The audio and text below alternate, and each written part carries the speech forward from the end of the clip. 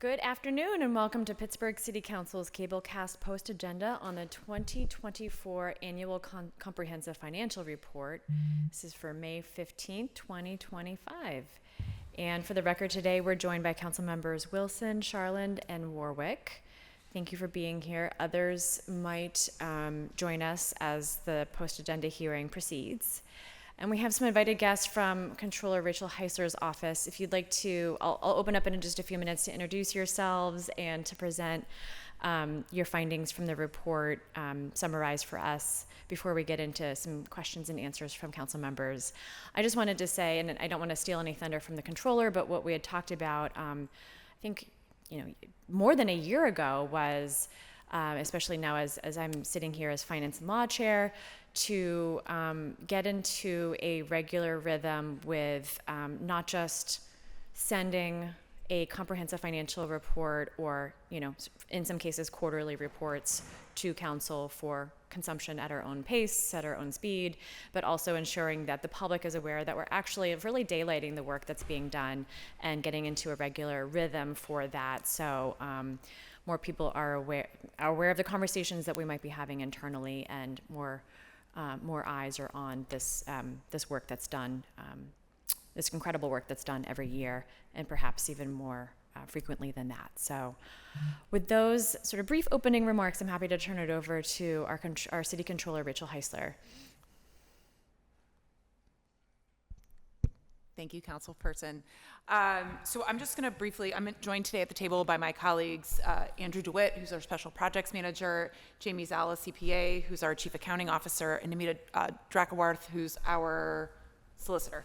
Sorry, she does a lot of things, but that is her title. And so I'm just going to explain what the Annual Comprehensive Financial Report is. It is the financial report of record for the City of Pittsburgh. Thousands of hours go into the annual production of this, which is handled primarily by Chief Accounting Officer Zala.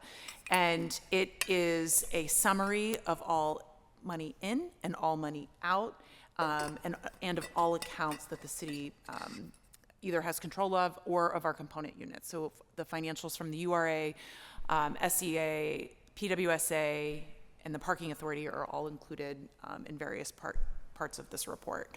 I'll just briefly give some high-level numbers. If any of my colleagues want to chime in as well, please feel free. But 2024 was a good year for the city, right? We are concerned moving forward, but as we highlighted when I started in this position last spring, there are concerning trends moving forward, but 2024 overall was a decent year. We brought in $7.1 million more than it's spent. That's on a GAAP basis, which if anybody has questions about GAAP numbers versus operating, Jamie's the person to answer them. It was an increase of $25.6 million. Again, these are GAAP figures. The day-to-day figures, which is how the city operates on a cash basis, we collected $703.6 million and spent $699.7 million. Those figures do not include transfers out. So the $10 million we send to the URA for the Housing Opportunity Fund, the money that's transferred to the Stop the Violence Fund, those are not included because transfers out are not budgeted. Some really bright spots on the revenue side of things. Our investment earnings were exceptional. We brought in $28 million in investment earnings. I think everybody would be in agreement that those figures are very unlikely in 2025. If you look at the historical average, we brought in between $2 and $2.5 million a year in investment earnings. A lot of that is attributable to our Treasurer Gula and her team, who invests the fund balance, and they have done an exceptional job. We've rebounded from the pandemic in terms of amusement taxes and parking taxes. Deed transfer is a concerning spot. So we have the highest deed transfer tax in the country at 5%. And we fell short of budget by $11.2 million and finished the year at $47.9 million. That was down from an all-time high in $65.4 million. Real estate, again, this is not a surprise to anybody. We finished the year at $143.4 million, which is $8.2 million under budget. This is a $5.6 million decrease from 2023 and down from an all-time high of $153 million in 2022. We issued $33 million in refunds, which does not include the voided refunds. LST, the local services tax, that's that $52 that we collect on people who commute in. We finished at $13.5 million in 2023 and $13.7 million in 2024, which was under budget. Payroll prep, $75.8 million, which is $3.9 million more than we collected in 2023.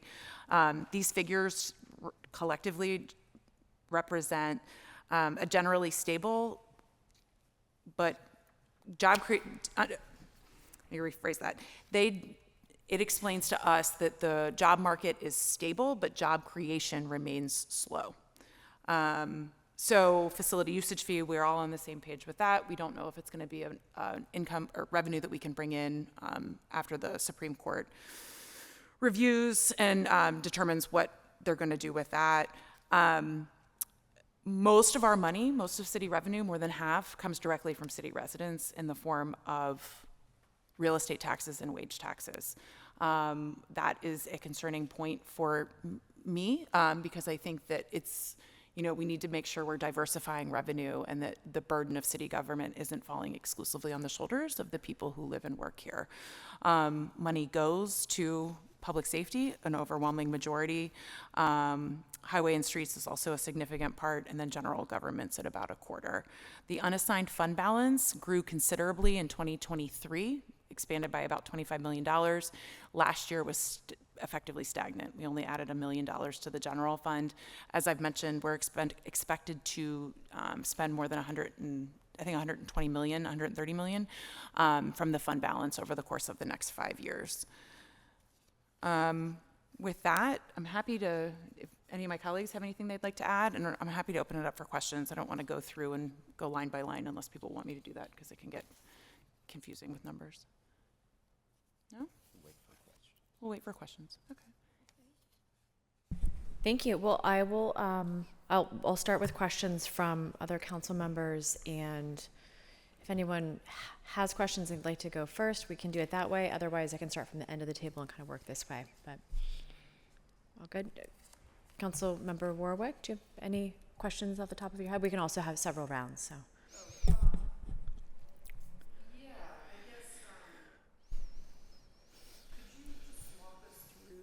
Like the process, who all is involved in creating?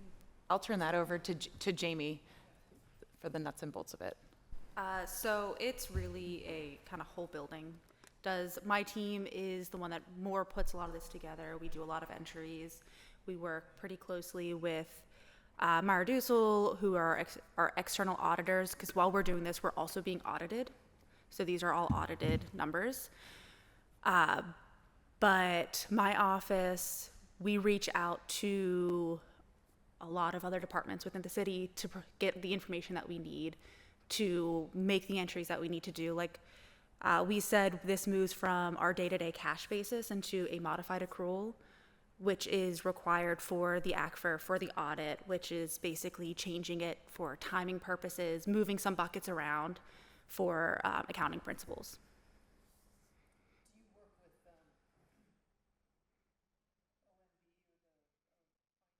Yes. Okay, what is their role? So there's a couple different parts, and this also goes along with it being part of an audit.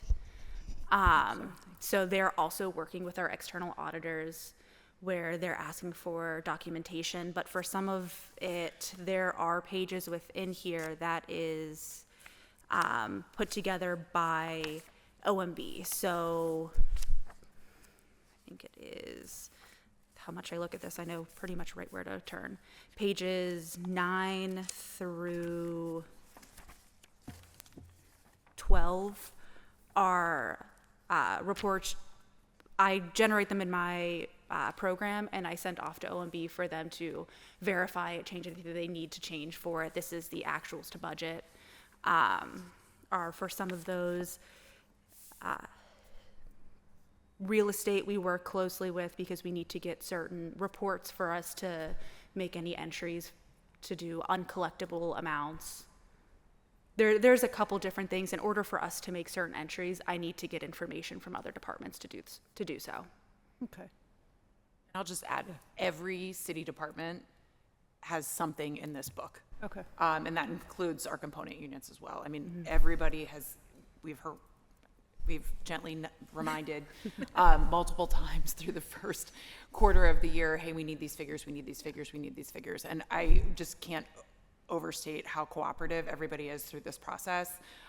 It's a lot of work and it requires a lot of man hours from our team in particular, but from everybody in OMB and finance in particular. I think it probably weighs the most heavily on. And we have robust cooperation from all the other departments.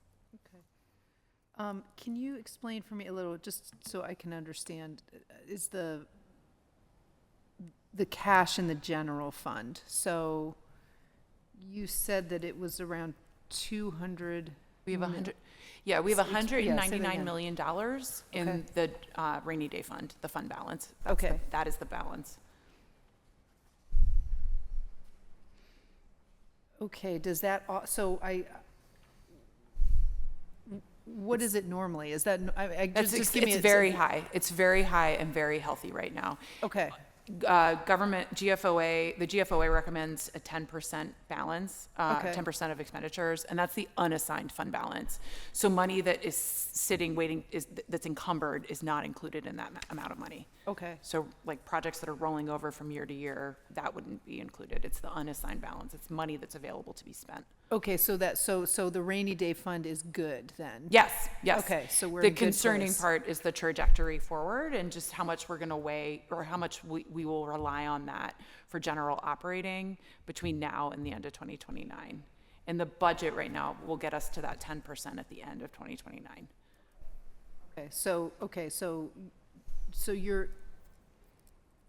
it's good now, you're just worried Yes. about Yeah, and the the cushion trend going forward, Yeah, or? yeah. Okay. The reliance on it, because once you hit that 10% at the end of 2029, if you're not, doing anything for cost control or doing anything to grow revenue, you're going to continue to spend down the fund balance. So we just need, does that make sense? Like, we're spending operating out of the fund balance. We're budgeted to do that year over year for the next 5 years. Okay. And my concern is if we can't figure out how to increase revenue or control costs, that trend will continue and we will spend down the fund balance. Okay. All right. I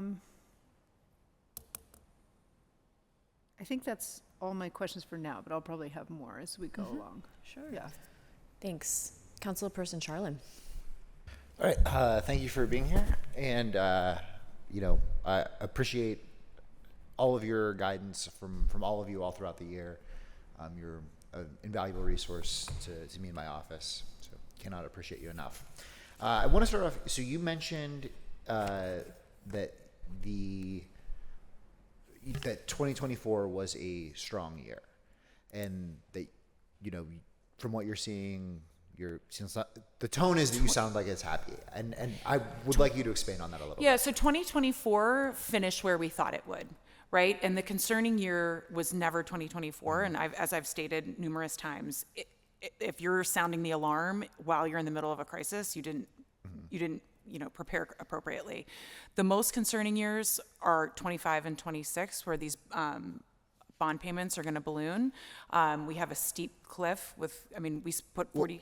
Let's get to that in a second, Okay. but let's talk about 2024 for right now. Okay. So what is it on 2024 that you are like, what are some happy spots? What are some happy highlights? Yeah, so we've rebounded from the pandemic, which was we primarily noticed in the amusement tax and parking, both finished above budget. For me, I am thrilled, and I mean, the investment earnings are just remarkable, and I want to again credit Treasurer Gula and her team. The strategy behind that was, it's really remarkable. So for me, yes, we finished the year basically where we thought we would. $45 million of our operating budget came from the American Rescue Plan Act. So that's money that we can't rely on moving forward.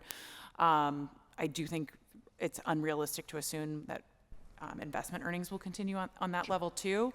But those were bright spots. We are not losing the LST and payroll prep being steady is, better than them not. So those are encouraging numbers. EIT, our wage tax, is again finished over budget, but only slightly. So those are the places that I'm happy about. The trends are what I'm most concerned about moving forward. Sure. So one of the things that we hear about a lot is a $4 million surplus from 2024. Can you tell me what a $4 million surplus in 2024 means? So what I will tell you is I'm trying to think of the best way. The $4 million surplus does not include the transfers out because they're not on budget. So our operating fund had a $4 million surplus. That is accurate. But that surplus does not include the transfers that we make to the Housing Opportunity Fund, the Stop the Violence Fund, the $2.5 million that go to the URA for the housing bond. I forget what else there was this year. But those numbers are not included in that figure. And I don't have the cover sheet in front of me. I should have prepared with that. How much do we spend in transfers every year, or how much do we transfer in transfers? I think the number in 2024 was at least 25 million, wasn't it? No. That was. Well, it also includes whatever pay-go. Yeah. So I believe what was budgeted for 2024, and this was from earlier presentations, was about 22 million that went to pay-go, I believe. No? Just pay go. Yes, just pay-go. And then the rest was, right, there was a small balance for early childhood, and then there was the last for a tech modernization as well. This is the last year we're doing that, is that right? Correct. Yeah. And that ends up, I don't have in front of me, about 50 million, something like that, is it? Right. Ballpark? Okay. So the $4 million surplus is before the $50 million transfers. Yes. Yes. So that overall expenses were less than what we brought in and collected. Yeah. I just think that's an important clarification that Correct. gets missed a lot. And the nuance of this is, it's why we've got people like you to be able to help us understand this.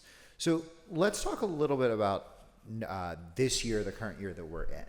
Not necessarily the trends that we're going to see, but this year.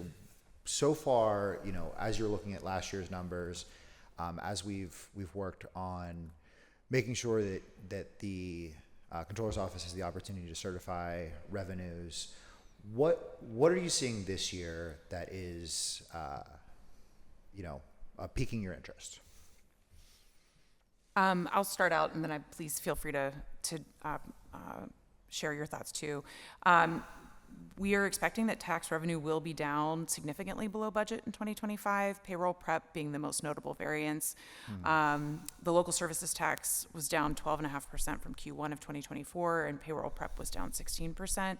I think I don't know that anybody could have accounted for the volatility in the markets and the tariffs and the way that that's going to increase costs. But again, our office doesn't certify expenditures, we certify revenues. So just to be a point of clarification on that. Deed transfer continues to be down. Again, a lot of that is the economic indicators that are happening on the macro level. So, if the economy slows, it's much less likely that people are going to buy and sell homes. And as I mentioned, that fell below budget in 2024. The all-time high, I think, was above 60 million in 2022. So, as it relates to revenue, I think that there are things that are macro, like on the big picture level, that we should be very weary about. And I believe that when we made our revenue projection certification in August, and then again later in the year, because a couple numbers had changed, I believe that they were accurate. I do think the national financial picture is changing, and that will have significant consequences on city revenue in 2025 and probably into 2026 as well. So one concerning thing that I noticed is that I'm not sure if I believe this will be the first year that this happens, but it will certainly happen next year. That we will gain more of our revenue from earned income taxes than we will off of property taxes. I believe this year, if I'm correct, the numbers are very close. Next year, it should earned income should take over property taxes. I see that as a pretty concerning trend for a city of our size. What does that mean, for the controller's office? What do you think what story does that tell? My worry with, the first thing I'll just say is that we need a countywide reassessment, and we need to stabilize real estate and for the city of Pittsburgh, but also for all the other municipalities. It makes it very difficult to plan, and I recognize the challenges with that, but I as a point, I think that needs to be said. Wage taxes are stable, which is good news. 25% of our taxable real estate in the city of Pittsburgh comes from downtown. That property is worth less than it was 5 years ago. This is not news. I want to make sure that we aren't pricing people out of neighborhoods and homes and properties that they've lived in for decades, particularly folks who have stayed here. So that's, something that I think we need to mitigate against. But with wage taxes where they are, to me, they dictate that our local economy is stable, and people are probably earning a little bit more money, but I want to make sure we're doing everything we can to expand that pool of people who maybe don't own a house here, but work in the city and live in the Strip District, live in Greenfield, live in Hazelwood.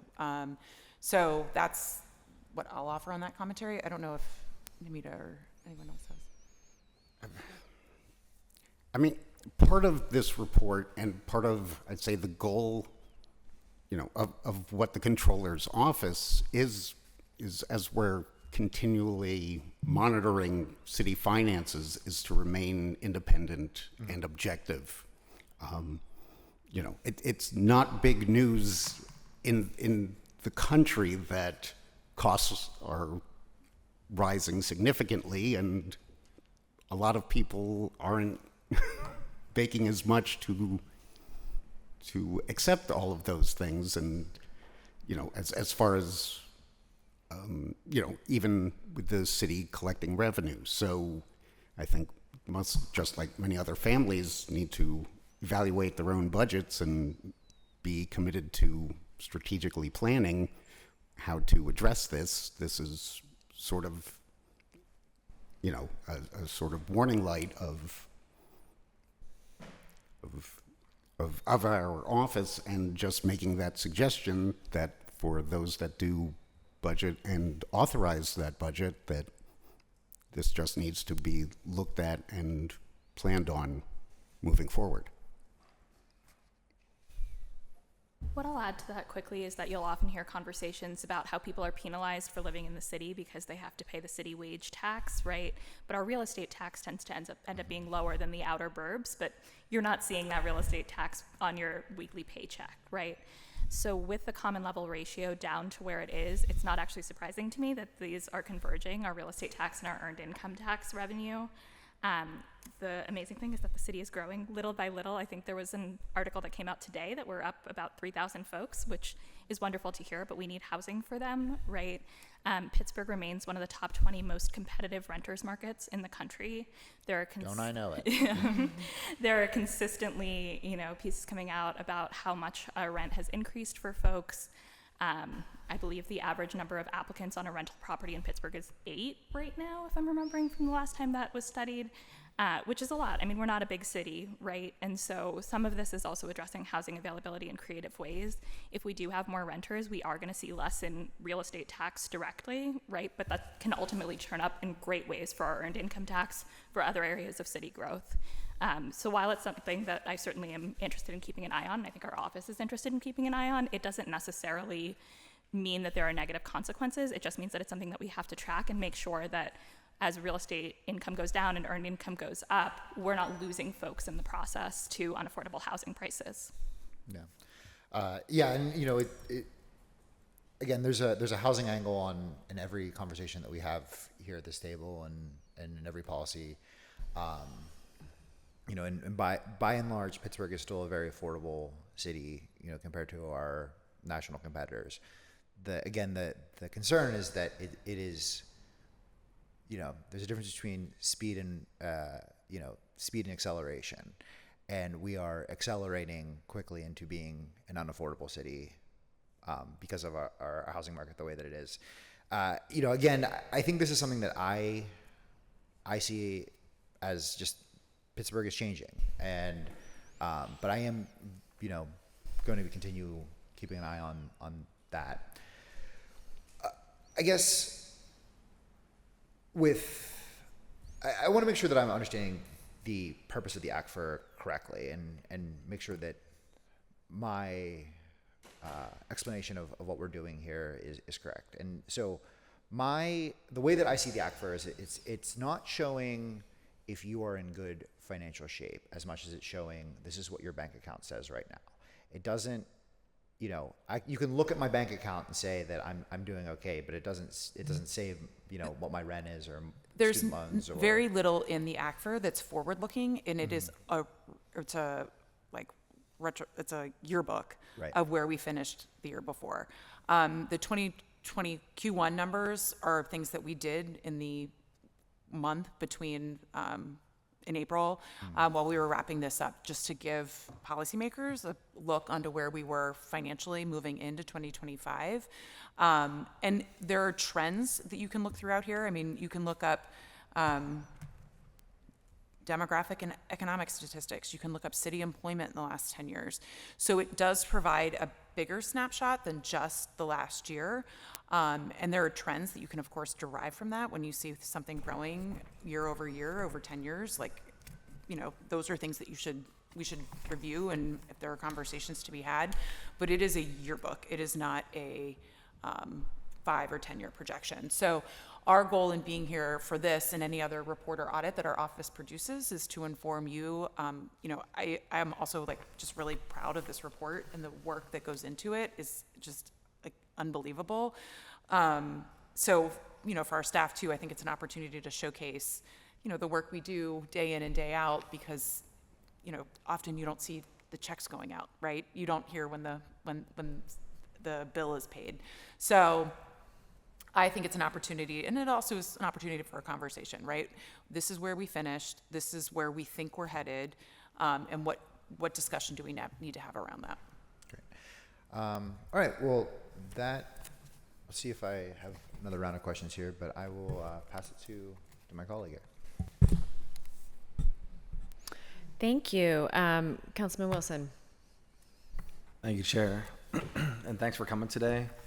And great to see all the faces at the table. And I wanted to get right to the point of what I was reading when I saw the report, which was, do you feel that our finances are being properly managed in terms of the 5-year plan? I think that if trends continue, that this is not a sustainable path, and I think that the conversations, particularly around the expenditure side of things, it's a shared responsibility. Our office doesn't budget, but City Council does, as well as the administration. So I think that needs to be a more robust conversation. We are, as Andrew has said, a neutral party until we look at something afterwards. You know, my goal has not been to tell you to spend money here or spend there, and I am very conscious of the intentional boundaries around these offices and these functions. But if these trends continue, particularly given the macroeconomic factors at play, I do not believe that our finances are in a sustainable position. So from your end of the table, what changes will be made to the 5-year plan to reflect in the next year's budget to reflect well, first off, maybe next year's budget, but is it appropriate for council to ask the mayor, since we're out of the window, that we could open the operating budget? Is it, is it ever the recommendation of the controller's office that the mayor opens the operating budget and we make adjustments now? I mean, we're basically halfway through 2025. What I would encourage, and this is what I said at the table when I was here for our office's budget hearing, and I don't know when that was, after Thanksgiving, there are concerning factors that we have in terms of our budgeted expenditures as a city. We've been very vocal about overtime spending and making sure that we're budgeting appropriately for that. And from my perspective, I don't think it's appropriate for me to go line by line through expenditures. But what I will tell you is that expenditures, again, on the macro level, things are going to be more expensive. It appears that we are going to bring in less money than we had budgeted for on the revenue side. So those two factors alone, you could conclude in any scenario that it isn't sustainable for the next, if this was a one-off and we expected things to rebound, I might have a different opinion. But the economic situation is while fluid, appears to be like it's headed in the wrong direction as it relates to, the U.S. economy. And given those trends, it makes me concerned. Mm-hmm. That's something I was interested in, in terms of recently in the past couple of weeks, especially thinking more deeply about the concerns, especially this year and also the 5-year plan. I mean, we're not budgeting, and we saw this, council saw this, appropriately for overtime, and especially now since the storm happened, which no one could control. Yep. But that will definitely increase the amount of overtime. So it seems like a good, if we want to be good financially, we would make that request to the administration to open the budget so we can readjust things so that we wouldn't have to take away services in the future. So the one thing I would say about the storm is the thing that's important to budget for is things that you can't predict or control, right? So, and that's true for anything. We're killing the planet. We are going to see more significant and severe weather events happen. Like that was a once in a lifetime storm in 1925, but it's 2025 and that could happen in 6 weeks. I mean, when you look at all these ancillary issues, whether, you have to budget for a worst case scenario, not this is what we hope where we land, particularly with matters like that. Let me refocus the question. What threshold what recommendation, I understand that there's limited amount of, using that word recommendation, what threshold would you use as a guiding post for how much, let's just say overtime pay increases in a quarter where we would, where it would be we were being negligent on the council side if we didn't make a request to the administration to open the budget so we can readjust spending? What I would say from the perspective of last fall, because I think that just mechanically I can speak better about the year, is if there's going to be a reduction in budgeted hours for overtime, for example, what operational changes were made to avoid those overtime costs? And again, I have no idea what information was provided to you all, but very little. Okay. Very little. The answer that I was given was that they would have to look into it more at the administration. So my understanding is that they actually are not in control of what's happening, and they have to go and ask departments as to why those would be increases.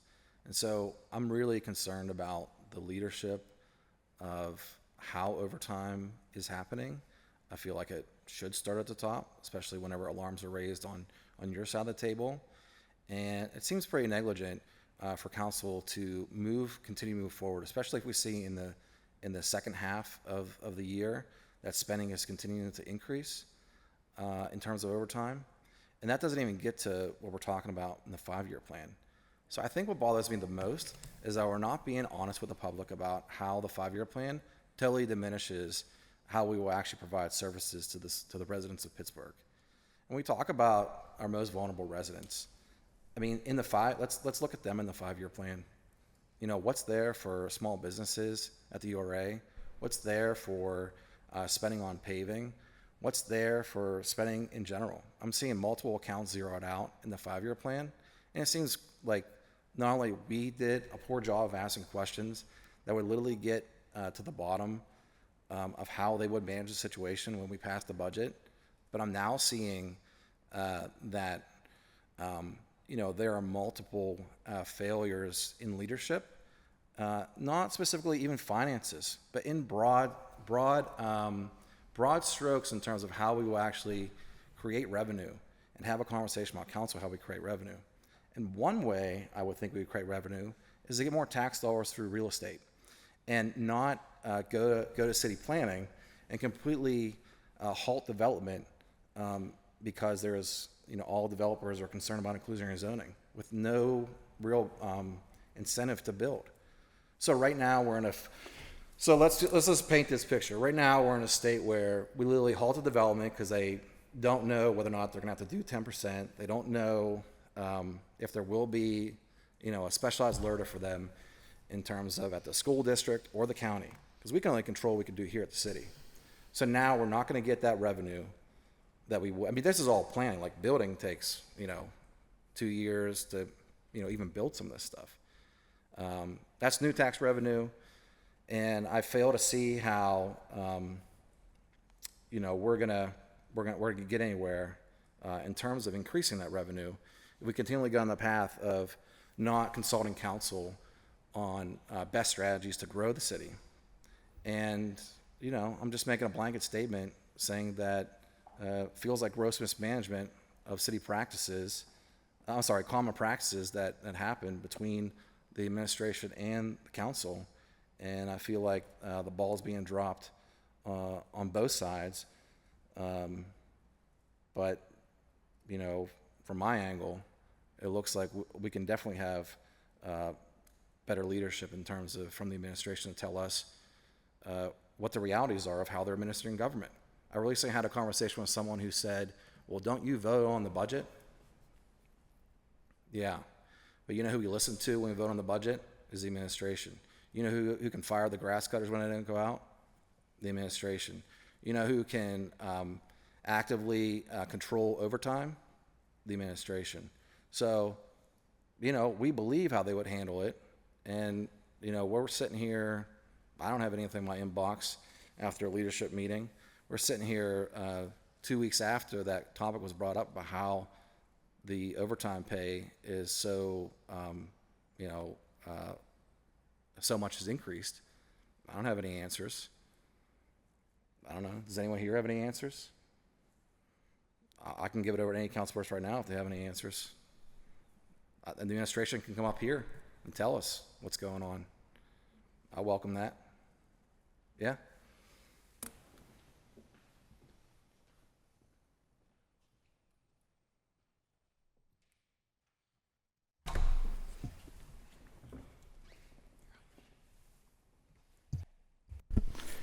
Thank you, Councilman. Jake Pollack, Director, Office of Management and Budget, and Deputy Mayor. Could you restate the question you're looking for me to answer? Our finance chair wrote a letter to the administration asking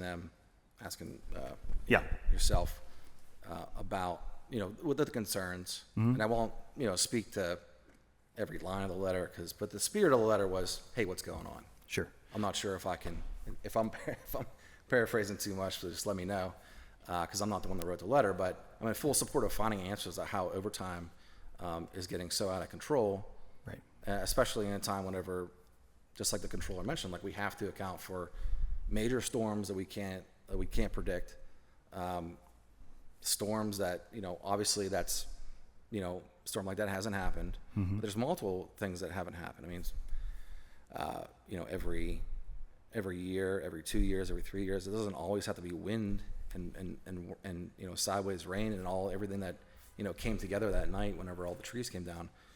And so in that leadership meeting, it was brought up, and I haven't received any real answer as to, I heard a lot of speculation, but I think the public should know how the administration is going to address council so we can make informed decisions. I mean, the ball was in your court to open the budget. It's past that time where we can make any changes to the budget. So our time is over. We listened to you at the other side of the table in the fall. So just trying to understand how we're going to continue to go on this path. Sure. So as we indicated at that time, we are preparing a response to both the concerns raised by the controller's office and council finance chair regarding overtime in conjunction with the first quarter report, which is we believe to be the appropriate time to provide commentary on things that happened during the first quarter when all of the analysis of spending, revenues and spending for the quarter is complete. So all that we asked at that time was that we be able to complete the work on the first quarterly report in order to provide those answers, because there are insights to be discovered in the process of completing that report that help answer some of those questions. That report, I believe, is due tomorrow and is in the process of being finalized right now. So happy to address what we've discovered in the course of that analysis that is in part incorporated in that report and in part can be addressed as a result of that report happening. And also just note that I believe strongly in the practice instituted in code of producing those quarterly reports for exactly this reason, that it is a mechanism by which we share with council and the public the status of revenues and expenditures over the course of the year. But we need the full accounting to be closed for the first quarter in order to produce the report. Do you feel that it's acceptable that you don't have an immediate understanding as to why there is such a disparity in terms of projected in the first quarter versus what was spent? No, because in order to spending patterns are not consistent over the course of the year. So looking at the first quarter alone, and in particular looking at the time this issue was raised, not even a fully completed accounting of the first quarter does not on its own answer those questions without further analysis. As the controller mentioned, right, the reason that the annual comprehensive financial report looks at the year in its entirety is that looking at the full year accounts for those variations month over month or quarter over quarter. So what I can tell you about the first quarter of 2025 as relates to overtime. In public safety, what we saw, what we alluded to in our initial conversation about this, but took further research to dig into more fully, is that, first of all, in the Bureau of Emergency Medical Services, an extensive portion of the year's annual training, which is conducted on overtime pay, occurred in the first quarter. So that lines up with the first quarter overtime in EMS being higher in the first quarter than over the course of the entire year. And so that accounts for a portion of the increase in overtime. We've seen. Well, what was you're commenting on EMS? I'm starting with EMS. Yeah. Yes. And why? Let's narrow down that one. So EMS conducted some extensive trainings for EMS personnel, particularly those who participate in the dive team in the first quarter.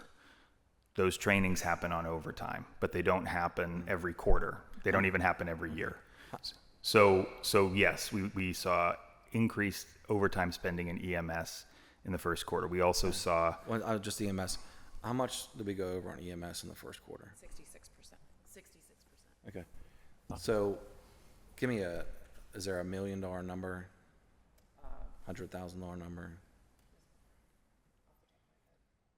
I can look that up right now and see if I can find it on my phone. So do you believe that diving school was the reason why we're 66% over the budget? Not on its own. There was more information that I was preparing to provide. That's where I'm totally just not really understanding what you're talking about. So again, we budget for the amount of overtime we expect over the course of an entire year, and that includes both anticipated and unanticipated overtime. Do you have the other information on that? I've heard the diving. Training was a portion of it.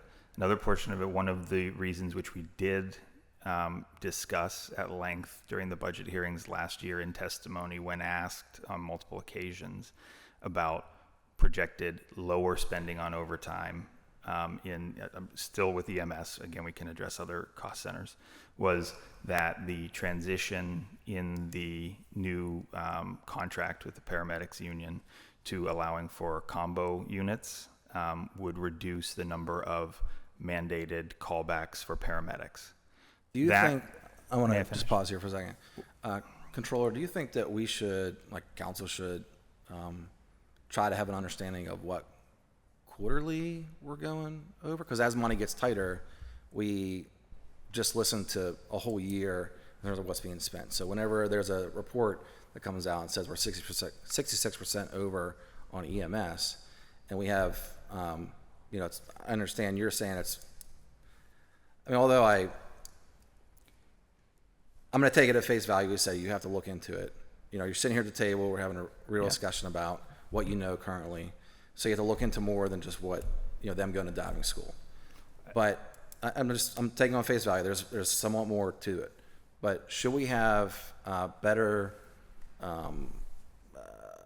accountability on the council side to understand how much we expect to go over each quarter? I'm just trying to understand how we can do the best thing we can on our side. So So I that would we- argue that that overage with EMS is not only accountable in diving and training. I mean, we were at $2.3 million. At the end of Q1, the total budget for overtime in EMS was $3.5 million. So my question would be, what operational changes have been done to modify spending in overtime? Yes, there are always ancillary incidents or events, but from my perspective, and again, we are not a budgeting entity, but it does appear that this is a concerning trend. Yeah, it's just that the numbers are alarming, so I'm trying to understand how, based on the information that we're given with the report, how do we make decisions So this in terms is of why I next would like to budget? finish answering the question. The other, I think, more significant change that happened in the course of the first quarter is that we put the transition to allow for combo units between a paramedic and an EMT into effect in March. So that was bargained into the contract, but it took some administrative time for that to take effect. We estimated in our proposed budget last year, or in the budget proposal that we put before council last year and articulated at this table, that we believed that transition to combo units would dramatically reduce overtime in EMS. That change was implemented during the first quarter. So at the beginning of the first quarter, we were not seeing the impact of that transformation. We are seeing it now in the numbers moving forward after that change. And the reason for that briefly is because we can send an ambulance out without not necessarily having two paramedics, but having one paramedic and one EMT, and we have a lot more EMTs. We no longer have to call back a paramedic in order to make sure that ambulance goes out. Now, again, the full extent to which that will account for a reduction in overtime is not something I can today tell you will be the full effect over the course of the entire year. And these are figures that we do continuously monitor. There also is quarterly accountability for these questions in the form of the quarterly reports. So the reason that we stated at the time that this question was raised, that we would be able to speak to it when we produce the quarterly report, is precisely that. That is the mechanism that we have. And the reason that the quarterly report is issued 45 days after the end of the quarter is that there is a standardized system of conducting this analysis in that window of time. Yeah, quarterly report, you're saying that that's our communication. I appreciate, that you're just literally saying what's in the, in the code of what has to happen. But my question pertains more of just that is alarming, 66%. And I would like it not to be that way so we have a better understanding. I just would hope in the next budget round that we're talking about more specifics in terms of quarters, because money's getting tight. And I know this, I want to make sure that I'm within what this hearing is about. I know it's about the controls report. I was trying to have a better understanding of, I know I'm narrowing down on one. I brought, director up here, but, getting back to, that report, I mean, the only question that I have for you, because I want to get back to the report, I see it as like we should reopen the budget so we can fix this. Do you feel that we should reopen the budget to make any changes? Not at this time, based on the current information year to date, as well as what we have seen so far in the second quarter that's not yet, audited, because those months aren't closed. But for example, and just to use an example that responds to something that was addressed earlier, we have seen significant increases in payments for local service tax and payroll prep that in 2024 came in the first quarter. Those payments happened to be received in the second quarter this year. So while I do agree with the controller that looking at the first quarter numbers, you would see a significant drop in those revenue sources. And you will also see that in the first quarter report, because the first quarter report stops at the end of March. We now know that it was a timing of payments issue. There's a significant degree to which the timing of payments is affecting that quarter over quarter figure, but that the gap is not as large as it would appear looking only at the first quarter. So on that basis, our assessment is that on the both revenue and expenditure side, we are still very much within the tolerance of the approved 2025 budget, and that any adjustments that need to be made to remain within budget can be accomplished through the normal course of administration of spending. So no, I would not recommend that at this time. So I might have some more questions, but I want others to speak because I know I've been speaking for a while. Do you think council should have more control to open the budget than they do? I can't remember where that law exists. Maybe it's in the charter. We can only vote on opening the budget after a certain amount of time after we passed it. But if there is a report, is there any, should we propose to the public that council should have the ability to reopen the budget after the first quarter, or should we extend that amount of time? I'm not saying that I'm in the right, but council should at least have the ability to take action together if we feel that way, and right now we don't have the ability to do that.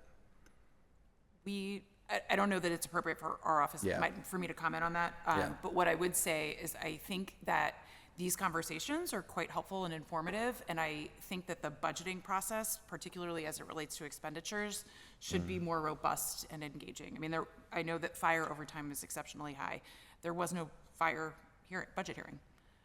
So I think that those are opportunities to have conversations and to really get into the meat of things and really analyze figures, and I think that both sides of the 3 people participate in revenue projections, but the 2 that do expenditures, I do think that there needs to be, I would recommend that there needs to be more conversation and a more robust analysis on the trajectory of where expenditures are headed. And I think particularly given the cost increases of even just raw goods, let alone inflation and our need to employ people and pay them a living wage, I think that when you look at construction projects, they're going to go up by probably 25% over the course of the next 18 months.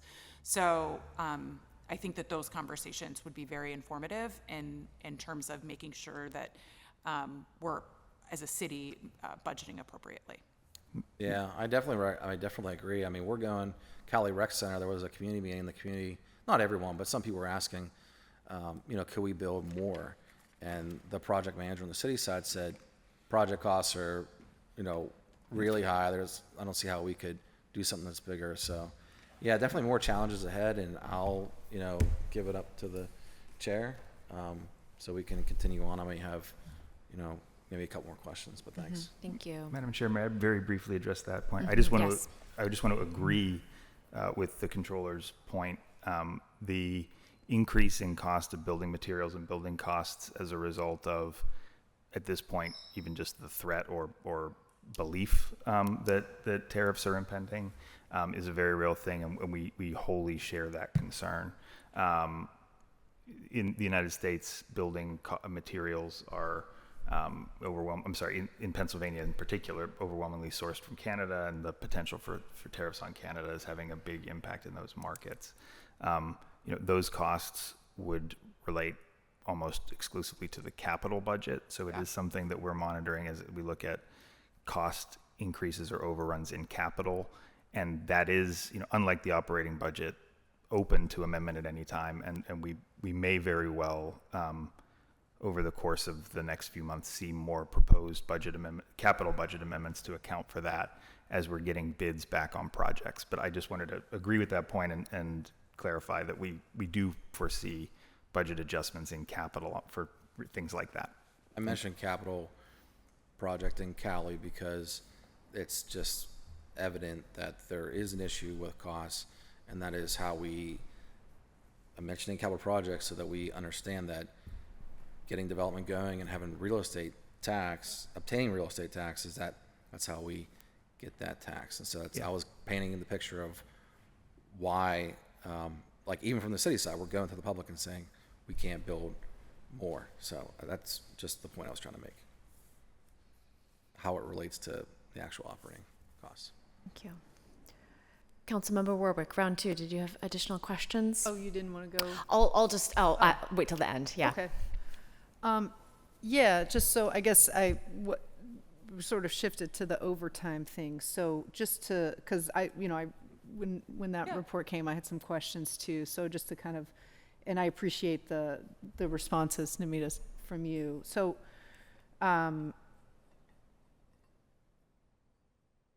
just so I'm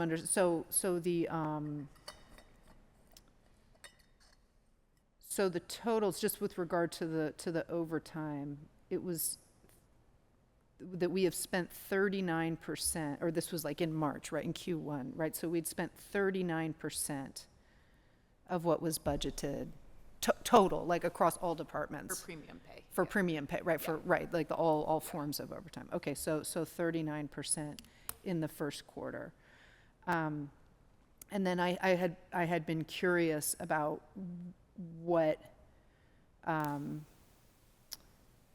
what it looked like in past years at the same time, right?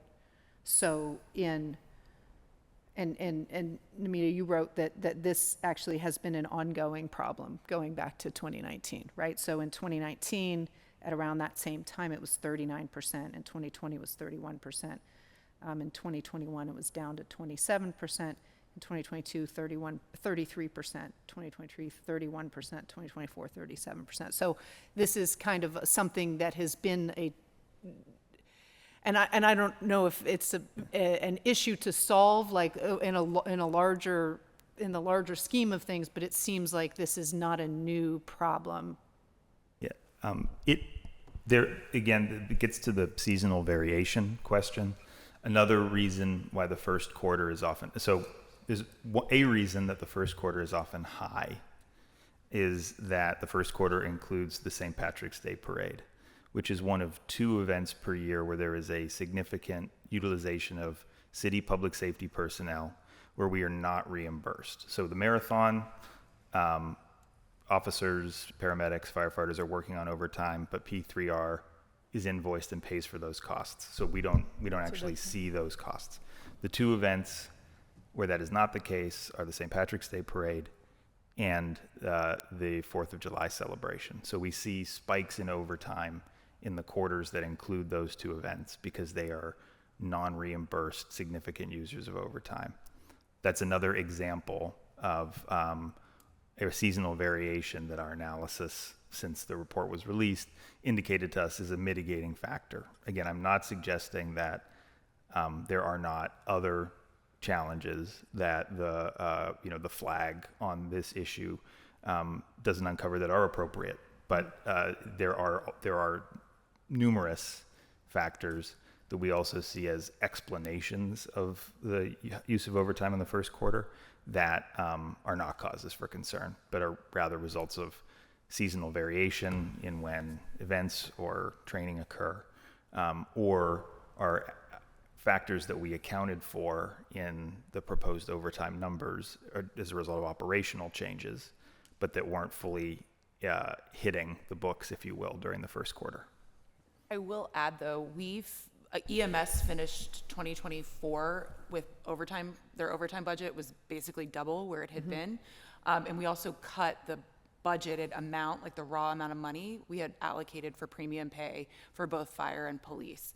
So the percentage, like year over year, but we have less money in that pot in 2025 than we had in 2024 by at least $10 million. So that percentage is fair, but at the same time, we're working with $10 million less. So we have budgeted less, so you would expect that that would track if those cost containment measures had been fully implemented. But we have not seen evidence that that is, and that's our concern. We have less money to work with. Okay. Yeah, and we would agree that for a variety of reasons, we haven't seen those cost containment measures.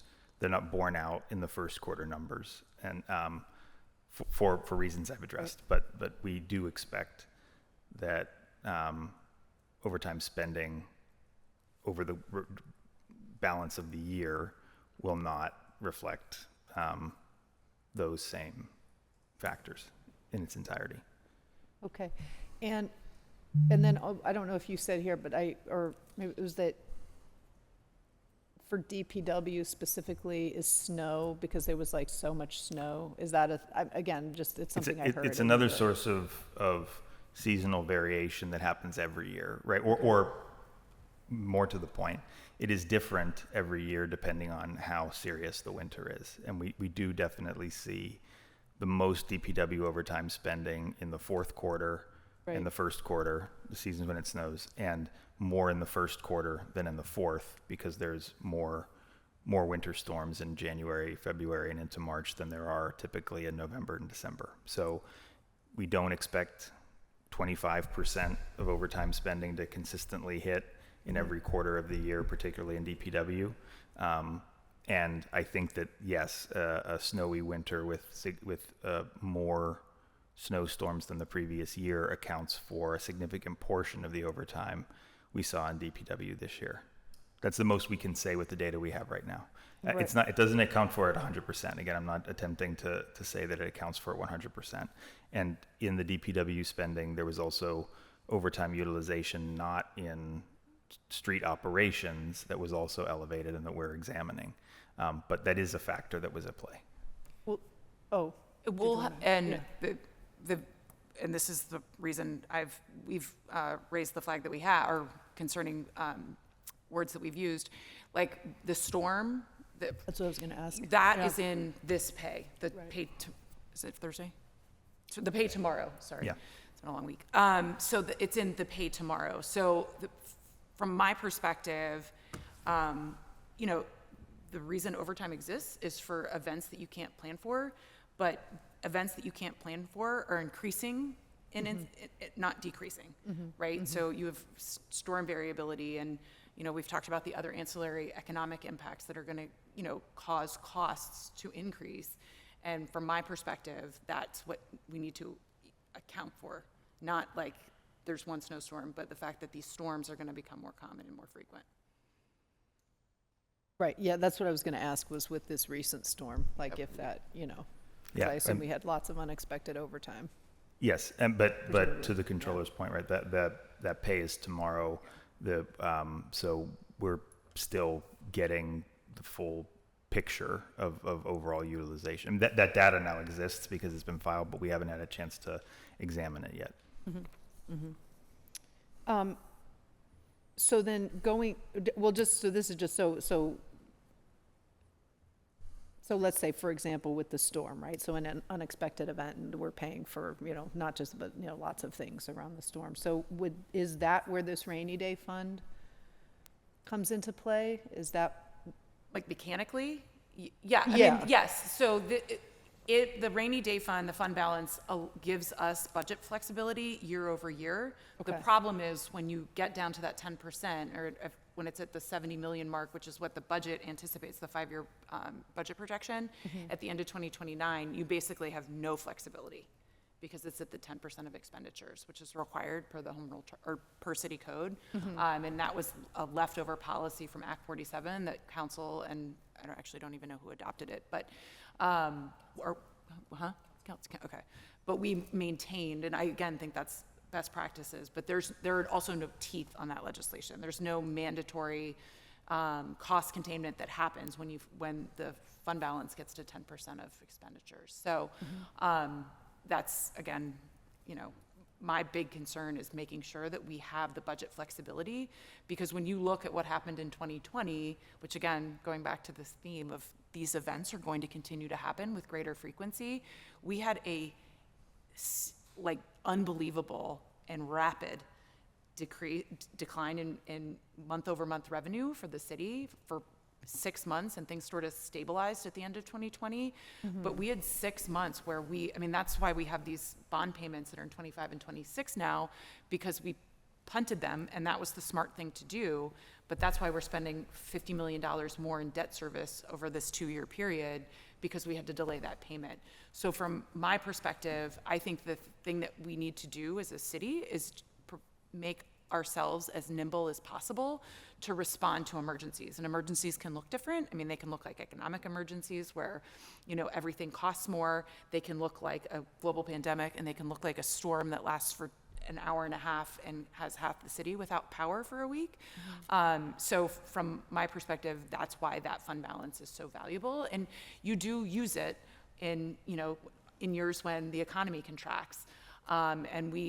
But last year the economy was growing, and we only added $1 million to that account. So that is concerning for me moving forward, that we weren't saving in 24, because that would have been a year that we would have been able to do that. But the purpose of the fund balance is to use it on down years. But when you create a situation where you're overly reliant on it, you hit a cliff.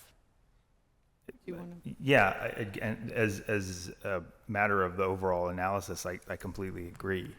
I think that our perspective is that I would say that you use the fund balance to be there to rely upon in situations, unexpected situations and emergency situations like the controller described, and or in cases of economic or financial volatility to smooth the curve, right? So that we're not dramatically increasing or decreasing city services for what are time-defined challenges, right? And I think there are two challenges we have right now that are impacting the current projections and the current conditions. So one is, as the controller just mentioned, the increased debt service payments that we face this year and next year as a result of refinancing debt during COVID. We've known about those obviously since we programmed in the refinancing, and they've been reflected and addressed in the speaking only for the budgets that I've worked on, going all the way back to 2022's the 2023 budget as proposed in 2022. We saw that coming. We worked to ensure that the spending plans we produced accounted for those shifts. But part of that is, because we have this increased bond payment that we know will be paid off in 2026, right? That then smoothing that curve of services, understanding that there is a finite endpoint to that.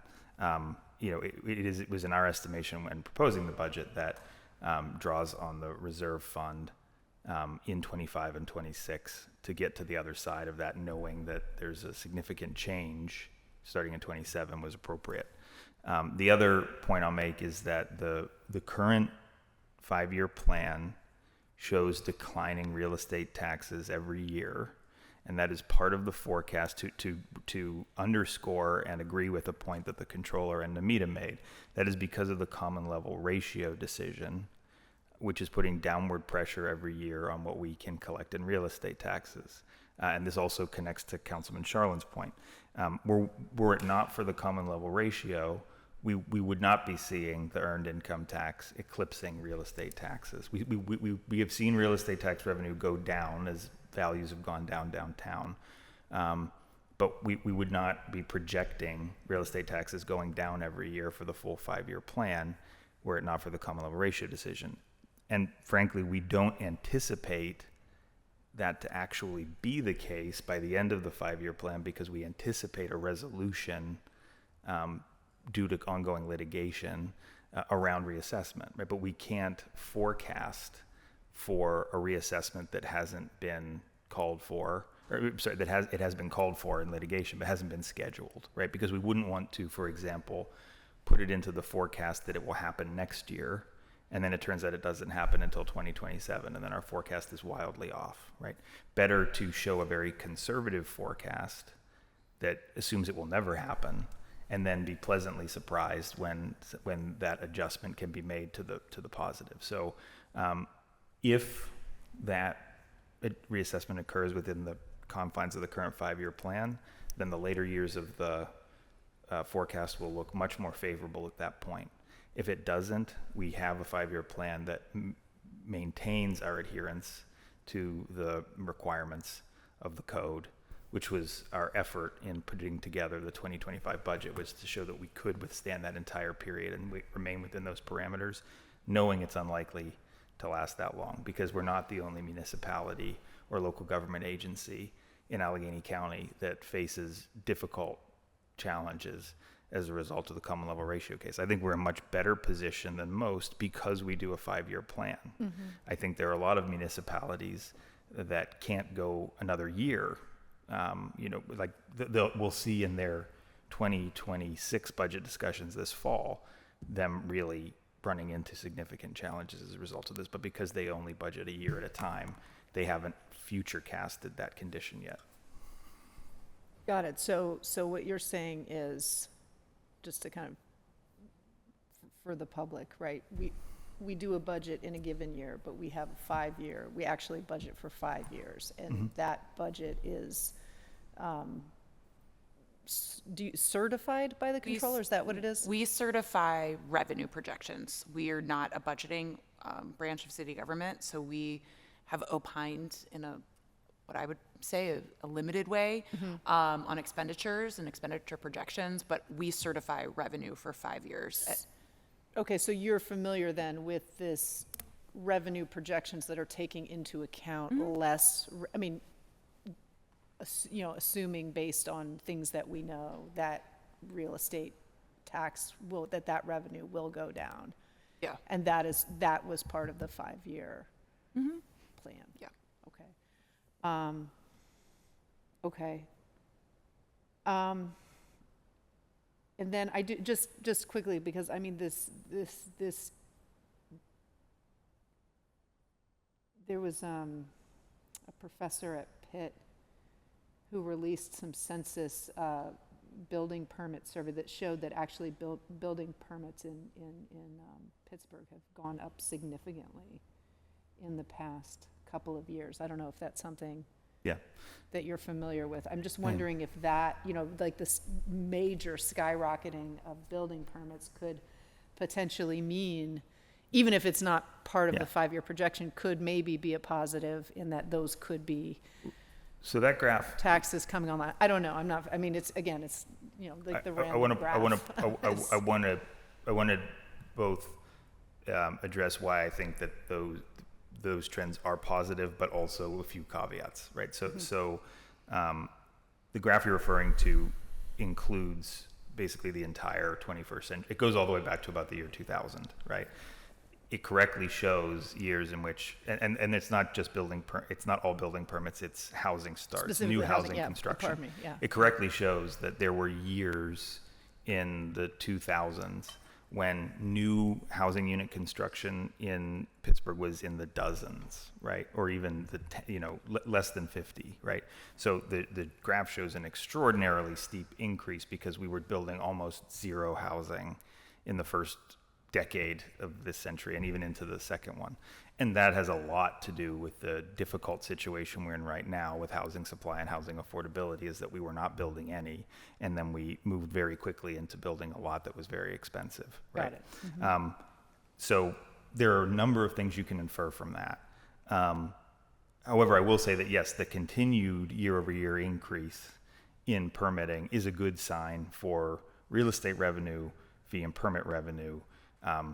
When we're talking about housing income, we were very glad to see, as it was addressed here today, the second year of modest but ongoing population growth, right? Which signals, that the kind of demographic transition from declining population to stable population now to 2 years of growth, it suggests that we're headed in the right direction. It's far too soon to say, but it's a good indication. Building in 2024 compared to 2023. So again, not looking at 25 years when it was so low at the beginning, the graph looks different. Comparing 23 to 24, we issued about the same number of building permits, but the total dollar value of construction activity, because you declare on the permit not just what you're building, but also how much it costs, went up dramatically, and we had the highest value of construction ever in 2023, about $1.4 billion of declared value in construction, which again is a strong economic indicator, like the wage growth is. It is in and of itself doesn't tell the whole story, because the economic inequality is a big factor that we have to account for as well when we see those things happening. But I think it does have the potential to have a positive revenue effect on real estate over time, only if we're able to fix the calculation of the real estate tax, and that points back to the common level ratio. Also, just with regard to income, like the income revenues on income tax, wage tax. wage tax Okay. revenues. Do we, maybe this is there any indication that, it's something I would guess is true, but I don't know, is that folks are moving into Pittsburgh who make more money? Could that be part of that increase? Yes. I think the EIT wage growth does mean that wages are up. Payroll prep, which is the tax that the employers pay, is stagnant, which to me is concerning for growth. So, on the whole, the wage tax, yes, that is what it means, right? If payroll prep is stable or even declining, but people are making more money. So, yeah. I'm wondering too, just generally wages going up, but also just higher income folks coming into the city, right? The thing Tech I would jobs and things like that pay more maybe than. And again, this is more of a macroeconomic trend, but when you look at the sectors that are being most significantly impacted by this presidential administration, our largest employers are the ones that are going to be impacted. So I am very, very worried about even a hiring freeze with even one of our large nonprofit partners in the city would be very detrimental to wage taxes and the overall growth in the city. I think what we're seeing with the deed transfer tax is actually like a early indicator of that, because people aren't, moving from a three-bedroom house in Greenfield to a 4 or 5 bedroom house in Greenfield if their family grows, and instead are staying where they are. So that those macroeconomic trends are very, very concerning. And then when you look at potential cuts to federal reimbursement programs that pay for, whether it's Medicare or Medicaid, our hospital systems rely on those payments to balance their budgets. They serve people who are using those insurance programs. And if those are curtailed in any way, particularly in the cruel way that is being proposed, I'm very, very worried about like the economic conditions that will exist in Pittsburgh. Agree that we suspect that the increase that as the controller said, the fact that the wage tax is increasing while the payroll prep tax is stable is attributable to a combination of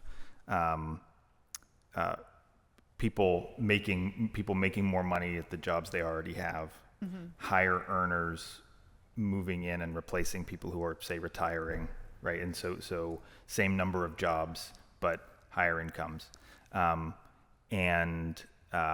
Also, that those two factors can account for the increases there. As relates to the deed transfer tax, I mean, I think that yes, broader economic uncertainty plays a role. High interest rates play a role. The ongoing trend of renters representing a larger share of the city population will also play a role, right? Not that long ago, Pittsburgh was a majority homeowner city. We're now about roughly 60% renter city. So as more and more people are renting, that means there are fewer and fewer people purchasing homes. We know that to be true just as a data point. A lot of reasons, there could be a lot of reasons for that, both on the buyer side and on the supply side. But as that happens, we would expect fewer transactions, right? So I don't disagree with anything the controller said, just adding a few more thoughts to that. And the other thing I would just flag for the purpose of this conversation, and it requires its own post agenda, but school enrollment in Pittsburgh Public Schools is down, which is a very concerning factor for someone who's worried about the financial future, because if families are sending kids to parochial schools or private schools, it's effectively an additional tax, and we need to do everything we can to make Pittsburgh Public Schools a destination school district. We lost a ton of families during the pandemic, and we haven't fully rebuilt that trust. And obviously, that is a larger conversation. But I do think it is a significant factor in terms of where people ultimately end up buying, if they choose to buy, the work they're choosing to do, et cetera.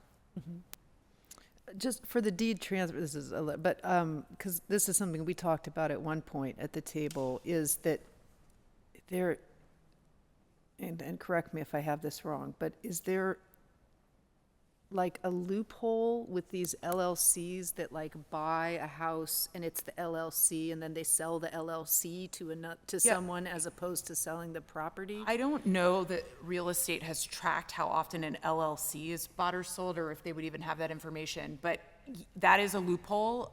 Most deed transfer comes from residential, like I'm selling my house to you or your son, whatever, which is just, it's a lot of paperwork for a single family home. It's something to be aware of. Particularly, I mean, there are a lot of issues that are associated with LLCs buying a large number of residential properties, but from my perspective, it's like right now, that is not the reason that this number is dropping. Got it. I just was wondering maybe for but council it is an that issue, could and be- I mean, there are, Yeah. again, a ton of issues that come along with LLCs owning residential property. That is one of them in the city. Yeah, I just was wondering, because I had been thinking about that, if there was a way to kind of close that, like have the deed transfer go with it. Anyway, whatever, that's a matter of legislation state. question. That's a matter of state Oh, law. that's a state, Yeah, okay, so. okay. Okay, I don't think, well, yeah, I do. Well, so again, back to this rainy day fund. So it's healthy now, about 200 million, right? And you said, but you're concerned because we only put an extra million, so. Yeah, so, I mean, when that is growing, it means you're saving money year over Right, year. right. And when you go from a $23 million increase to a $1 million increase, it means you're saving less. Got it. And when you look at the revenue and expenditure trajectory over the 5-year plan, again, we're expected to get to the bare minimum with expenditures and money out. Right. We'll have that 10% at the end of 2029. So, Is the current budget. so just so I kind of try, because this is not my strong suit, right? So I try and kind of understand things like in terms of my own, so like, I put money in my 401k, every year, right? I put money every year in my 401k. But some years I put less for whatever reason, right? But I still have like that savings there. And I don't want to dip into it too much, right? You want it to be healthy, right? But it's there just in case. So that's, I don't know if that's a good analogy. I would say the reserve balance is more of like a savings cushion that you would have Right. for that rainy day expense of something. But strategically, you can't, without any plan, and you're always relying on that without continually saving if you're taking things out. Oh, I'm Well, going to go so- out to So, just so I'm, but we knew coming in, and again, because I remember us talking about this for the last 2 budget cycles, like we knew coming in that 25, 26 was going to be tight, right? So, I mean, would it, again, I'm just curious, like, and so if we're not putting as much in the savings account for 25, 26, because we know it's going to be tight, But that with the understanding that coming out of 27, 28, we're going to kind of be in a better place because, right? No, like, so the trend continues. So the trend to draw from the fund balance continues after, that's the issue. If it were rebounding and stabilizing at, $120 million year over year, I would be less alarmed. But to me, the big concern is that's expenditures outpacing revenue is going to continue for the duration of the 5-year plan. We don't budget for 10 years like the federal government, so I can't comment on what 2030 and 2031 are going to look like. But looking at the 3 years after these 2 big payments, it doesn't rebound. But I And it thought that we doesn't- have like there's some, go It ahead. doesn't rebound because at the same time, we are forecasting real estate taxes to continue to go down as well because of the common level ratio. So this is where the two observations I think we're making here run into one another, right?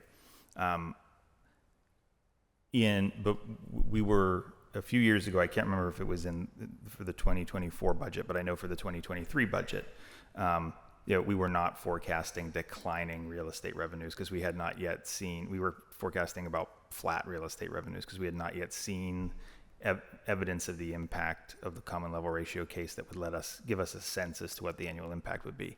And at that time, we did more or less show the type of rebound, I'm generalizing, but that the controller's talking about, right? We would be putting less into the reserve fund in 23 and 24, and then it would rebound.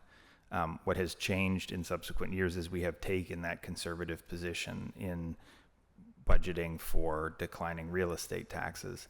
Yes, we do see the trend continue.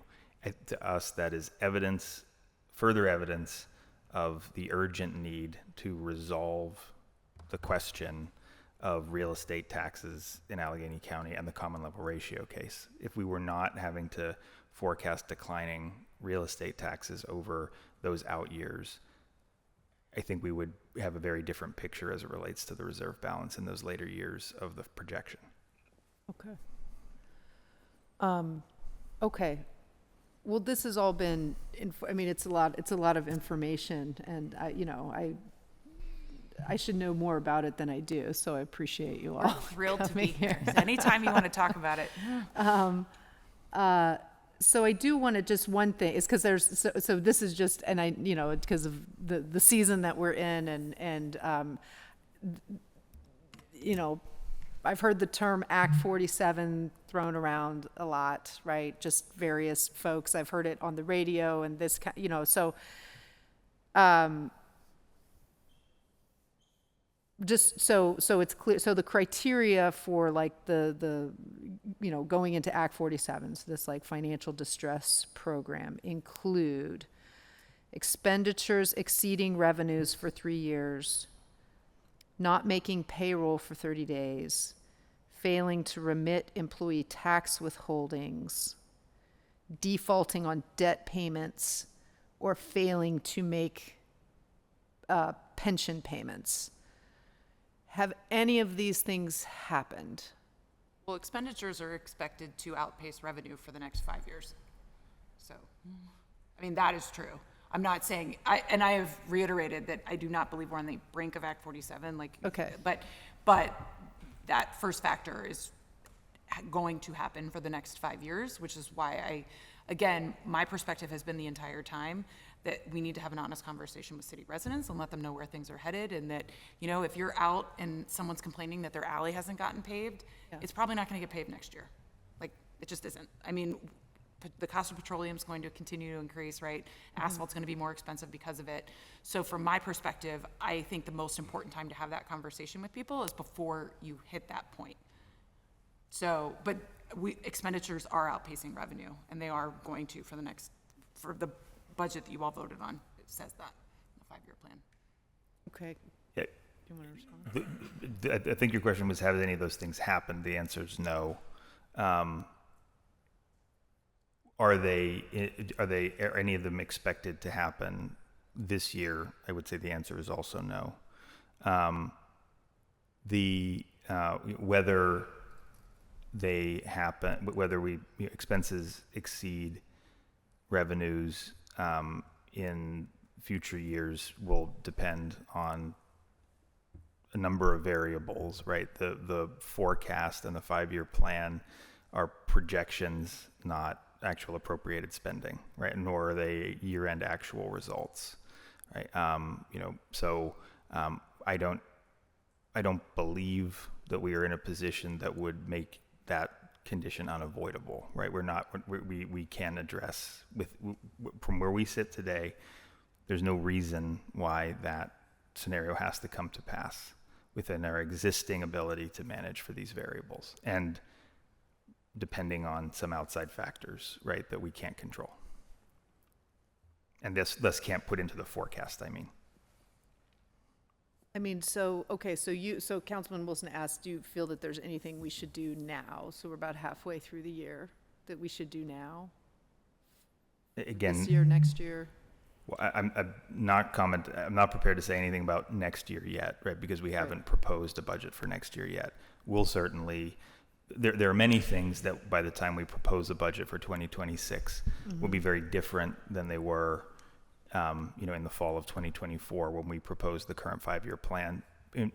Chief among them, the tariffs and the economic volatility that has followed the inauguration of the Trump administration that we'll have to take into account.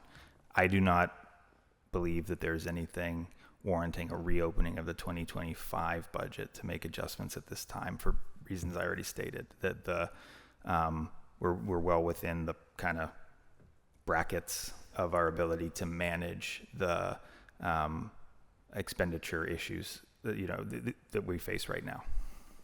And is there any type of, I know you don't, but I don't know, because I always say this, right? Like, we're council, we look at the budget and then it comes and we approve it, but it's always like, well, what do you want to cut? Do you know what I mean? Like, what would have to go? And I just know over the past couple of years, like, there have been a few things, at least that off the top of my head, like, we have not introduced any new capital projects, for example, right? To try and just sort of not be adding new things and actually just, finishing and doing the things that we've already budgeted some for and getting those done. Is there anything else that you're looking at for next year, sort of with the same eye to being frugal and trying to conserve? Again, the budget process has a timeline, is on the timeline that it's on for a reason, right? It's still too early, I think, to give you a clear, articulate answer to that question, because there's still a lot we have to observe before making those recommendations and ultimately making that proposal. But I do think that if the cost of building materials continues to increase, as it has been consistently increasing, the cost of construction has been consistently increasing since the pandemic, first because of supply chain disruptions, then because of inflation, and now because of inflation and tariffs, right? So we will, particularly in the capital budget, continue to face constraints and challenges. And we do now have projects that continue to be delayed because between when their budgets are set and when bids are received, costs have gone up and we have to adjust, right? So that will continue to be a pain point and something that we have to address in the coming years. On the operating side of things, we have every year produced savings, sometimes significant savings, in smart management of our insurance costs, our short-term disability costs, right, that produce savings, and that we can continue to, one, that help us in the current year hit the mark, and two, that over the long term we can factor into how we allocate or how we propose funding, but be able to offer a much clearer picture of this answer in September when we produce the preliminary budget proposal. Okay, all right, yeah, and I mean, I guess just generally, I mean, I know that this is something we're all aware of. It's just, what are the ways that we can increase revenue without putting the squeeze on working class Pittsburghers, you know what I mean? Folks who are struggling just to, buy groceries, right? And I know that there are a number of things we aren't able to do, which is very frustrating as a city, right? It would be lovely if we could charge people who come into the city, use the tunnel to come into the city to go to work every day, right? I mean, that just feels like something we should be able to do as a city. My understanding is that we're not allowed to do that from the. I don't know. I'm not an expert in it. I think it's state law, and then PennDOT is the only entity that can toll an interstate. Right. I just wanted to flag one thing. I had mentioned in an earlier point that the GFOA number for the fund balance is 10. The GFOA number is 16.7. So we would hit that recommended threshold in 2028, not in 2029. The city code mandates 10%. So when when you're looking at the fund balance, the current projections have us passing what the GFOA says is healthy in 3.5 years. When you say passing, you mean going below? Yeah, sorry, excuse me. Dipping below that threshold, the 16.7% threshold in 2028, which is in 3 years. Got it, but has us above or at what is mandated? There are no teeth in by that. ourselves. Right. So there are no teeth in it, but the 10% is, we would hit at the end of 2029, but the 16.7% would happen at some point in 2028. Got it. For further context on the fund balance, in 2020, before the city began spending out of it because of huge drop-offs in revenue due to the pandemic, before that, the fund balance was at $100 million. It's twice that today, right? So once the immediate impact of COVID on revenue were sort of rebounded from, which in part ARPA played a large role in, we have consistently utilized that opportunity to build up the fund balance for precisely these reasons, right? To have as much cushion as possible for challenging times. So before anybody knew COVID was going to happen and that there would be either a drop in revenue or ARPA, the balance was $100 million and going up modestly every year, but it was climbing, but it was half of what it is today. We've been able to dip into it, rebound to where it was, and then double it since 2020. Okay, so before COVID, like our savings was, what we had in the savings account generally every year was around like 100 million. That's what it was at that point. It had been going up every year to that point. And what about before that? Do we know? I mean, the fund balance bottomed out in 2004, I think, at like $3 million. Yeah. Okay. It was and so like in like 2018, do we, I mean, if you don't have them in your hand, it doesn't matter. Here, I have it somewhere. Page 165 Yeah. It was at 133 million in 2019. We spent about 50 of that in 2020 and then continued to rebound after the pandemic. Okay, so, I see. Is this? Here's, Is that gap? Fund balance. Unassigned. So, Is okay, this so, gap? so this, oh, I mean, this seems like fairly significant. So in 2019, we had 133 million. In 2018, we had 114, this is in our savings account, right? We had 114 million. In 2017, oh, I'm going backwards, apologies, sorry. 2020, we had 85 million. That was COVID presumably, where we had to, that was like major rainy day, Yeah. like big time rainy day. Then 2021, we had 109. 2022, up to 167. 2023, up to 198. So we've been saving money, actually. Yes. So we've been really putting money in the savings account over the past few years. Oh, Yeah, I correct. didn't even realize that. And so then now in 2024, we're at 199, which is significantly higher than we've ever been. I mean, of course, things are more expensive and the dollar, you know what I mean? I get that too. And in revenue, we were transferring from American Rescue Plan into the general fund as well. That helped. Yeah, right. But that helped us still put money into the savings. Like we got ARPA money, which helped us do stuff. And then instead of just being like, great, we've got ARPA money and this money, let's just spend it all. We said, Correct. we got this ARPA money, let's The portion of the ARPA funds that went to support the operating budget, it was labeled, well, I'm forgetting the exact label, but a portion of it was basically to avoid layoffs, right? That was the line in the thing. Right. Those were layoffs that the Peduto administration had projected they would need to enact, they would need to move forward with Right. in July of 2021 if ARPA was not passed. ARPA was then passed, and so the cost Right. to not lay those people off was part of the operating budget every year, 21, 22, 23, 24. And so that relieved pressure on the fund Right. balance and general revenue, which allowed us to rebuild and in fact grow the savings the account. savings account. Got So, it. yes. I mean, that's, I think that's, I mean, again, I recognize the concern going forward, but I think that is worth noting in terms of things that have been done over the past few years to make sure that we're financially, Well, if you look You at know. page 186 in that book, you can see the number of FTEs have increased by more than 200 full-time positions in the city in the last 2 years. So that's, yeah, I mean, we're at that cross point where Right. you're gonna, like, and those are positions created, not necessarily hired, but that is a dramatic increase in that amount of time. So while we're socking money away, we will quickly and rapidly burn through that money if we're not careful.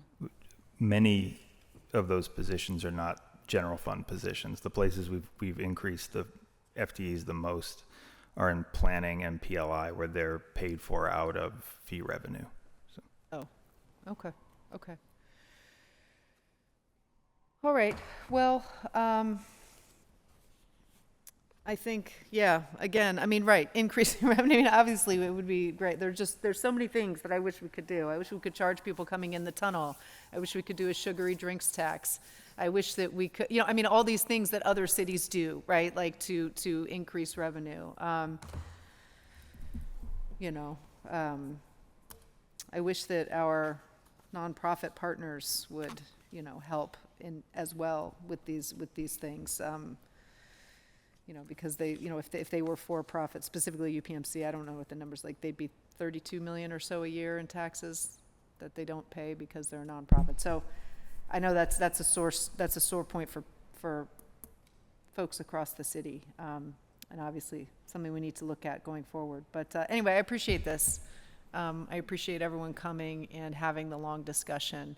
My takeaway is that, these are definitely concerns, right?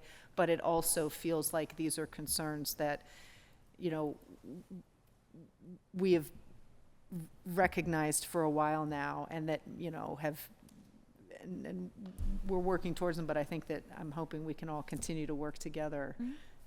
Finance chair, yourself, Director Gula, OMB, continuing to work together going forward. Thanks. Thank you. We'll move on to Councilman Wilson. I know he has a few things to say before he has to depart, and then I'll make some remarks at the end. So I hope people will stay for that. Thank you, Chair. I have to leave pretty soon here, and I wanted to make sure that I gave some final thoughts. So we have a lot of signals that tell us that things aren't going in the right direction. We have schools that are closing. PRT is, not currently funded at a level where they could sustain the current operations that they have. We have ARPA funding that's going away.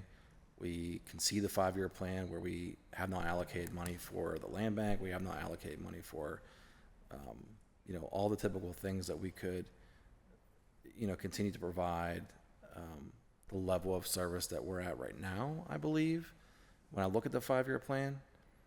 And I heard, we're over on overtime and in the first quarter. And I heard this at the budget meeting, which was one of our plans is to get more revenue with the not the cost, not the level, the reassessment. And my understanding, and I just heard that again here, my understanding is that will not provide that much more revenue. So that as a growth plan in terms of increasing revenue doesn't sound like that is a real plan.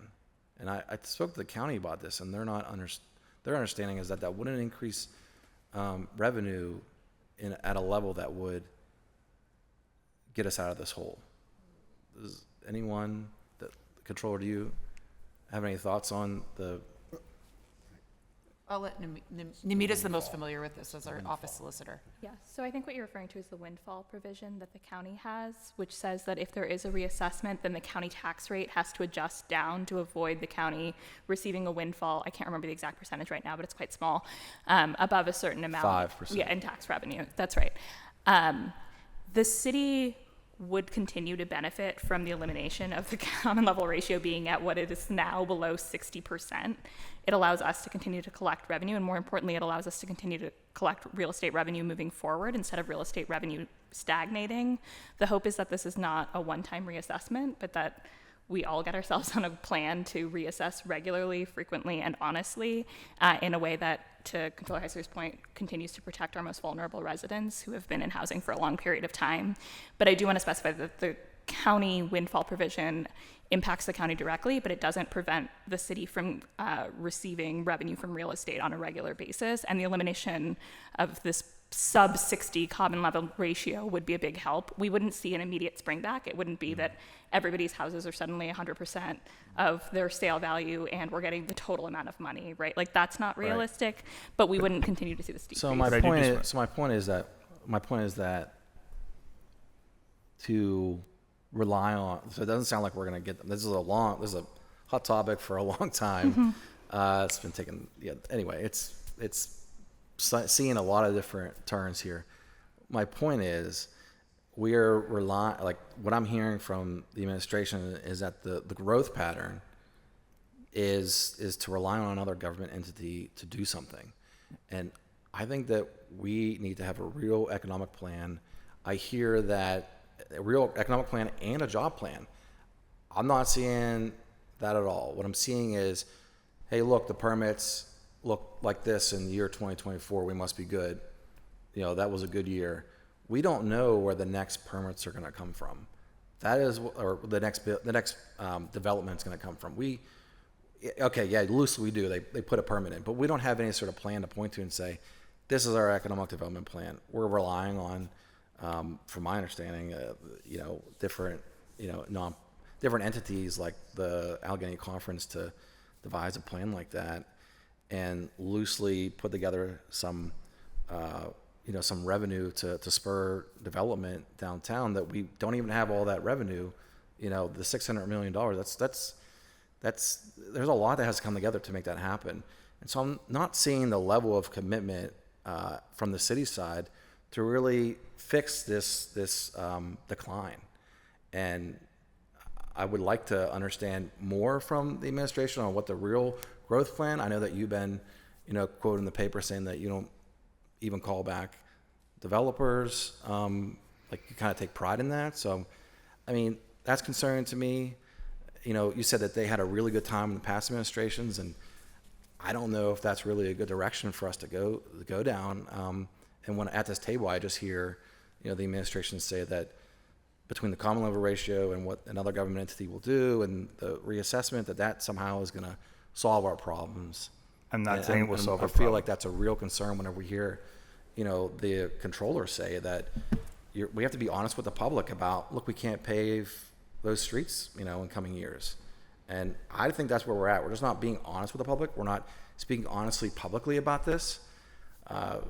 And I would love to get to a place where we're going to be in a better financial situation because we had these honest conversations. Sure.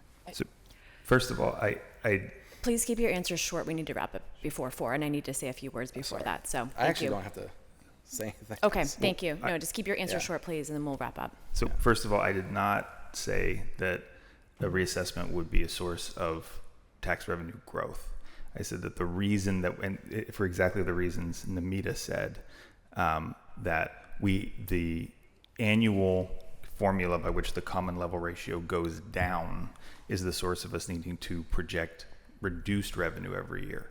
A reassessment would change that, would reset the formula, and would stop the downward pressure on revenue, which is entirely artificial and produced by the ruling. So I'm not claiming that it would be a property tax revenue windfall or increasing taxes as a result of reassessment that is the solution. Only that the now court mandated cut to real estate revenue every year would go away for the reasons that Namita specified. As relates to other sources of revenue, again, there simply isn't evidence other than rhetoric and conjecture to suggest that we are seeing losses or a downward trajectory in investment, wages, or building activity. Right? So all the economic indicators, including now 2 years of population growth, don't support that claim. Thank you. All right, so I want to thank everyone for your participation. It's clear to me that this is daylighting a lot of what our Joint Financial Task Force has discussed, and that I take for granted because I'm a part of that, but other council members don't necessarily. So, really important conversation. The ACFR is one thing. It opened up a whole bigger conversation about many, many other topics, and my hope going forward is that as we discuss really anything, that we're looking at it through the lens of revenue growth and expenditure maintenance or consideration.